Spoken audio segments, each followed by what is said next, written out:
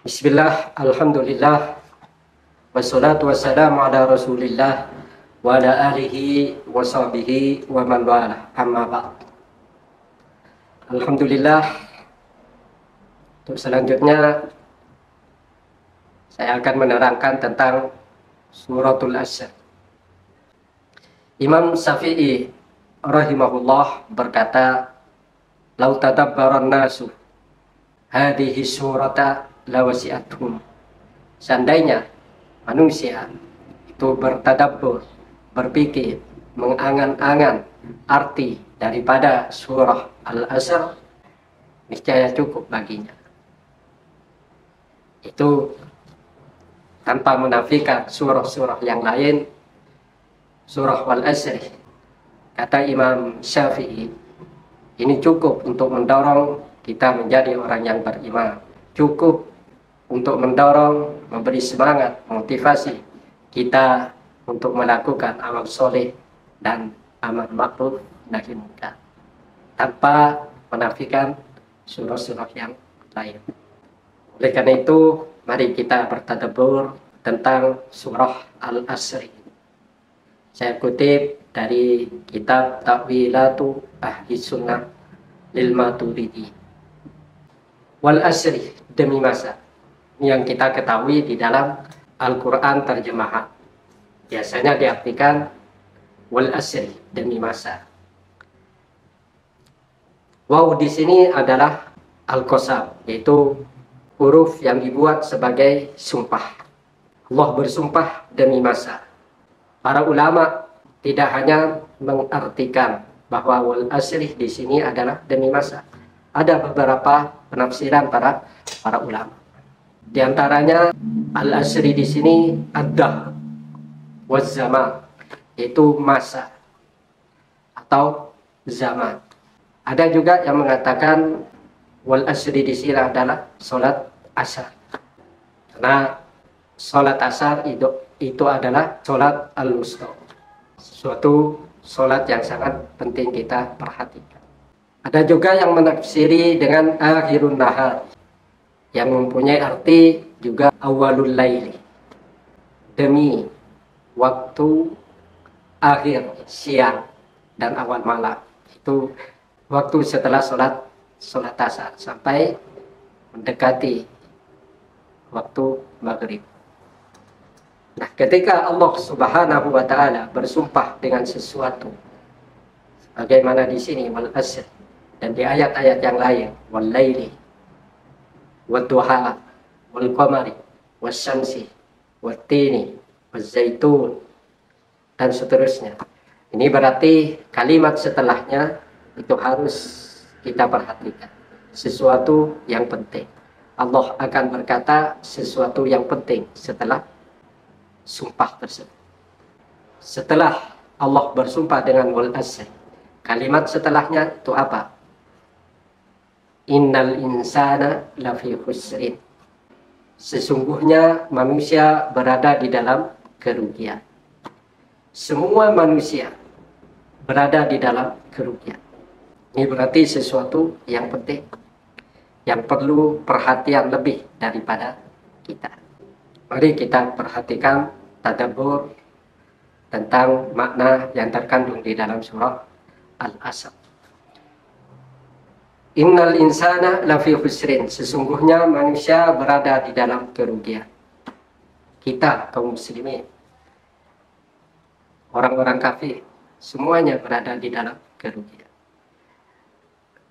Imam Al-Maturidi tentang surah ini, tentang ayat ini, innal insana lafi khusrin, beliau menafsiri innad dunya wa ma fiha ka'annaha khuliqat wa unsiat muttajaran lil khalqi wan nasu fiha tujarun. Seakan-akan semua apa yang ada di dalam bumi dan seisinya itu diciptakan Allah sebagai pokok perdagangan kita, modal perdagangan kita. Dan yang berdagang di sini adalah kita sebagai manusia. Berdagang dengan siapa? Berdagang dengan Allah Subhanahu wa Ta'ala. Di dalam berbagai ayat Allah Subhanahu wa taala banyak memakai redaksi tijar, perdagangan, bisnis. Sebagaimana di surah At-Taubah ayat 111. Allah Subhanahu wa taala berfirman, "Innallaha ashtara minal mu'minina anfusahum wa amwalahum bi anna lahumul jannah." Sungguh Allah membeli diri orang-orang mukmin dan hartanya orang-orang mukmin bahwa sesungguhnya baginya surga. Allah memakai istilah tijar, perdagangan, bisnis. Allah membeli jiwa raga kita, harta kita. Dibayar dengan apa? Dibayar dengan surga. Di ayat yang lain, Allah Subhanahu wa taala berfirman di dalam surah As-Saff ayat ke-10. Hal adullukum ala tijaratin tunjikum min adabin ali. Maka aku akan tunjukkan kepada kalian perdagangan yang bisa menyelamatkan kalian dari siksa yang pedih. Dan juga di dalam doa bagi orang-orang yang berhaji, Allahumma hajjan mabrura wa sa'yan maskura wa damban maghfura wa tijaratan lan tabur. Semua manusia berada di dalam kerugian. Di dalam perdagangan kita pasti mengalami untung, tapi di waktu yang lain kita mengalami kerugian, bahkan mengalami bangkrut. Begitupun kita hidup di dunia beribadah kepada Allah. Ini diibaratkan kita berdagang dengan Allah. Dan perdagangan kita akan merugi. Kecuali 3. Yang pertama, illal ladina amanu. Semua orang itu merugi kecuali orang-orang yang beriman. Kalau kita beriman kepada Allah, tentu apa yang kita lakukan semuanya ini tidak akan merugi. Kita bersedekah, kita akan mendapatkan pahala. Kita beribadah, kita akan mendapatkan pahala. Yang kedua, wa amilus sholihati, dan orang-orang yang beramal soleh.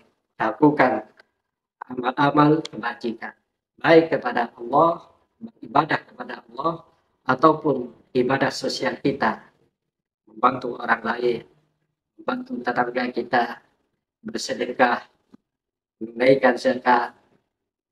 Yang ketiga, wa tawasau bil haqqi wa tawasau bis sabr. Dan orang-orang yang saling memberi nasihat, memberi wasiat tentang al-haq dan as-sabr. Apakah al-haq, apakah as-sabr? Mari kita bahas. Imam Al-Maturidi di dalam tafsirnya ini menjelaskan al-haqqu fil asli kullu ma yuhmadu alaihi fa'iluhu, adalah segala sesuatu orang yang mengerjakannya akan mendapatkan pujian. Bersedekah, kita akan yuhmadu, akan dipuji oleh orang lain dan diberi pahala oleh Allah Subhanahu wa taala. Kita saling menasihati tentang sholat. Sholat, mengingatkan tentang sholat. Sholat adalah sesuatu yang dipuji bagi orang yang melakukannya, diberi pahala. Ada teman kita, kita berkumpul bersama teman kita, waktunya sholat berjamaah. Mari, ayo kita ke masjid, kita sholat. Saling menasihati seperti itu. Ada teman kita tidur, sudah waktunya sholat, kita bangunkan mereka. Saling memberi nasihat, berwasiat tentang itu. Sedangkan as-sabr di sini adalah al-kafu an kulli ma yudammu alaihi fa'iluhu. Menahan sesuatu yang orang mengerjakannya itu akan dicela, akan tercela. Mencuri umpamanya. Kamu jangan mencuri. Kamu jangan korupsi. Kita saling memberi nasihat, berwasiat tentang hal-hal yang seperti itu. Jadi orang yang tidak merugi di dalam perdagangan itu adalah orang yang mempunyai 3 poin ini. Yang pertama, yaitu beriman. Orang yang tidak beriman merugi. Yang kedua, itu yang beramal soleh. Yang ketiga, yaitu saling menasihati tentang kebenaran, sesuatu hal yang orang melakukannya pasti dipuji, mendapatkan pahala. Dan juga berwasiat, saling menasihati, saling berwasiat tentang kesabaran, yaitu sesuatu hal yang apabila orang melakukannya pasti akan tercela. Itulah orang yang tidak merugi di dalam perdagangan. Oleh karena itu, mari agar kita tidak menjadi orang-orang yang merugi, kita amalkan suratul As. Alhamdulillah, kita poin pertama ini sudah termasuk di dalam golongan poin yang pertama, yaitu golongan orang-orang yang beriman. Alhamdulillah. Walaupun kadang keimanan ini turun naik, karena itu mari kita kuatkan iman kita, naikkan derajat keimanan kita. Poin yang kedua yaitu wa'amilus sholihat. Alhamdulillah, kita pasti mengamalkan amal-amal soleh. Tentu agar keuntungan kita semakin meningkat, kita tingkatkan amal soleh kita. Watawasau bil haqqi, watawasau bis sabr. Poin yang ketiga, kita sudah saling berwasiat, menasihati tentang kebenaran, tentang kesabaran. Tentu agar keuntungan kita, laba kita di dalam kehidupan ini semakin meningkat, kita tingkatkan nasihat-nasihat kita tentang kebenaran, tentang kesabaran. Yang biasanya kita hanya menasihati keluarga kita, kita tingkatkan lingkungan yang lebih luas, kita tingkatkan kepada tetangga kita saling berwasiat tentang kebaikan, tentang kesabaran dengan tetangga kita, dengan teman-teman kita. Insya Allah kita menjadi orang-orang yang beruntung dan tidak menjadi orang-orang yang merugi. Insya Allah dengan bertadabbur, mengangan-angan apa yang terkandung baik tersurat ataupun tersirat di dalam surah Al-Asr, kita menjadi golongan orang-orang yang tidak merugi di dalam perdagangan kita. Perdagangan kita dengan Allah, bisnis kita dengan Allah, dan pahalanya adalah surga. Amin.